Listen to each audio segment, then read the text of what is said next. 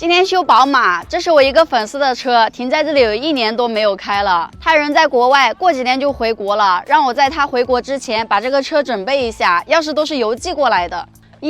去把后备箱打开，这个车的电瓶在后备箱。红色夹正极，黑色夹副极。你进去启动一下。好。马达有反应，但是发动机启动不了。启动不了，是不是发动机坏了呀？这个还不好说，你来前面一下，把这个进气管拆掉，喷一点化油器清洗剂试一下。好了，拆开了。你知道为什么要喷化油器清洗剂吗？不知道。因为化油器清洗剂可以当做是汽油喷在进气管里面，起到助燃的作用。我来喷，你进去启动一下。好。